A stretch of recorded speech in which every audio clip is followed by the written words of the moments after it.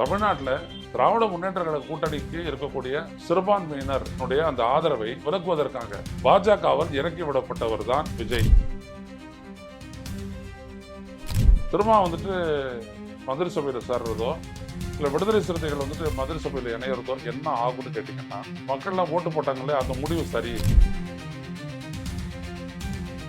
ஒரு திமுக கூட்டணியினுடைய மதச்சார்பற்ற ஒரு அரசியல் அணியில இருந்த ஒரு விடுதலை சிறுத்தைகள் கட்சி எந்த விதமான கொள்கை தெளிதல் அறிதல் புரிதல் இல்லாத ஒரு தாவேக தலைமையிலான கூட்டணியில போயிட்டு இணைச்சு அதுல போய் கரைஞ்சிடும்.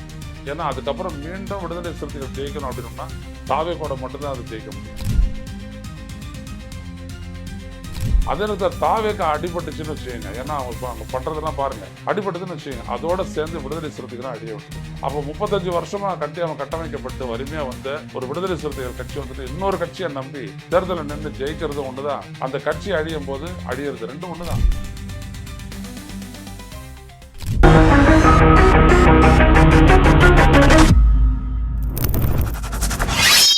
வணக்கம் தோழர்களே, ரூஸ்டர் செய்தியின் வாயிலாக இன்று மீண்டும் உங்களை சந்திப்பதில் பெருமகிழ்ச்சி அடைகின்றேன். ஒரு முக்கிய செய்தி இன்றைக்கு தமிழ்நாடு அரசியல் களத்தை ஒழுக்கி கொண்டிருக்கின்றது. அது என்னவென்றால், விஜய் தலைமையிலான தமிழக அமைச்சரவையில் திருமாவளவன் இணைவாரா இல்லையான்றது தான்.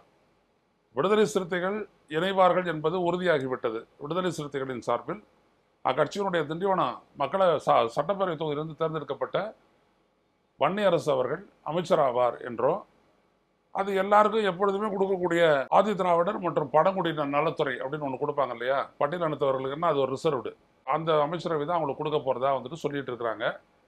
ஸோ அது கொடுத்துருவாங்க, இது ஒன்று. ஆனால் விஜய் என்ன நினைக்கிறாரு அப்படின்னு சொல்லிட்டு அந்த கட்சியினுடைய அமைச்சர், பொதுப்பணித்துறை அமைச்சராக இருக்கிற ஆதவர்ஜனா என்ன சொல்லியிருக்கிறாருன்னா, திருமாவளவன் அமைச்சரவையில் இணைய வேண்டும் என்று விஜய் எதிர்பார்க்கிறார் அப்படின்ட்டு.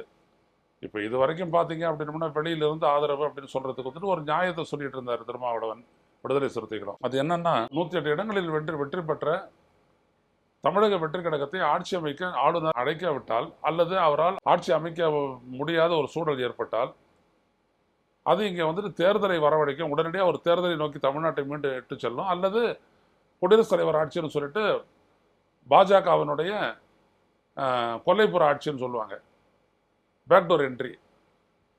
ஆளுநர் ஆட்சி நடக்கும், ஆனால் எல்லா முடிவும் நாடாளுமன்றத்தில் எடுப்பாங்க, பாஜக தான் எடுப்பாங்க. அது கிட்டத்தட்ட பாஜக ஆட்சி மாதிரி தான் நடக்கும். எனவே அதை தவிர்ப்பதற்காக நாங்கள் அவரை ஆதரிப்போம் அப்படின்னு சொல்லிட்டு விஜய்க்கு ஆதரவு கொடுத்தாங்க. 2 சீட்டு இவங்க, இந்திய யூனியன் முஸ்லீம் லீக் 2 சீட்டு, 2 இடதுசாரிகள் 2 4 சீட்டு, ஆக இந்த 8 பேர் கொடுத்ததுனால, ஏற்கனவே காங்கிரஸ் 5 சீட்டோட ஆதரவு கொடுத்ததுனால 120 இடங்கள் வந்துருச்சு. அந்த 120 இடங்கள், ஏன்னா விஜய் 2 இடத்துல போட்டிக்கிட்டு 2த்துலையும் வெற்றி பெற்றதுனால ஒரு இடம் அவர் விட்டு தந்ததுனால 107 ஆயிடுச்சு. ஸோ 107 + 5 112, இவங்கெல்லாம் சேர்ந்து ஒரு 8, 120 தொகுதி, 118 எடுத்தா பெரும்பான்மை.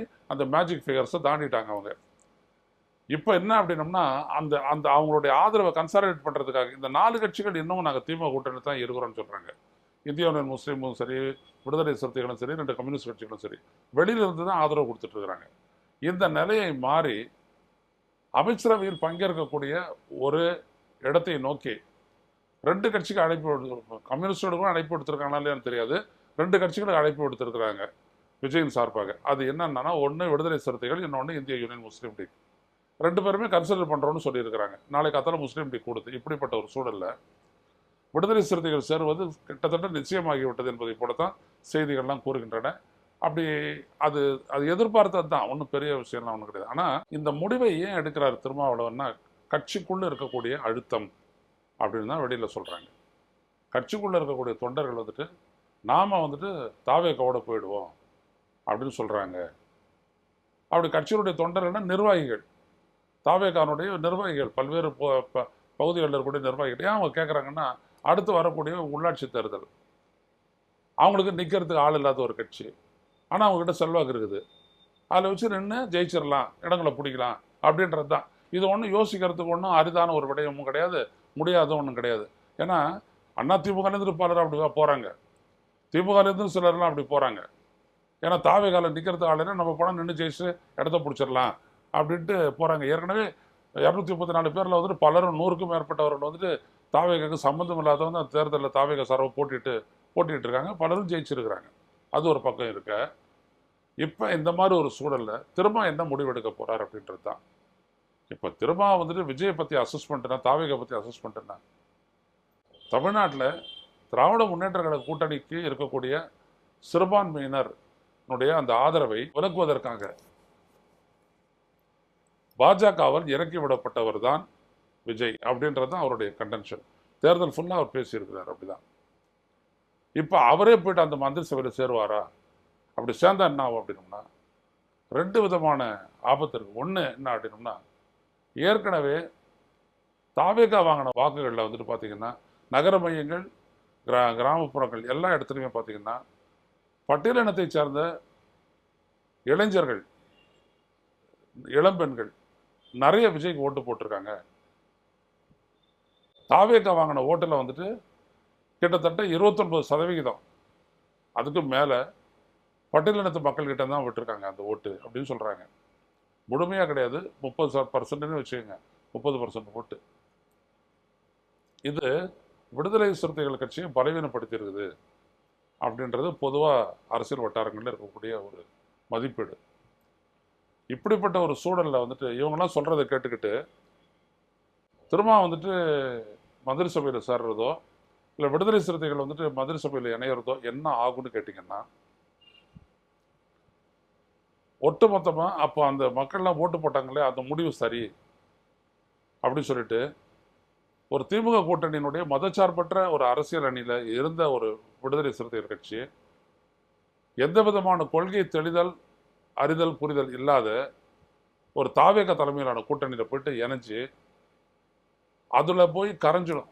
ஏன்னா அதுக்கப்புறம் மீண்டும் விடுதலை சிறுத்தைகள் ஜெயிக்கணும் அப்படின்னோம்னா தாவேகோட மட்டும்தான் அது ஜெயிக்க முடியும்.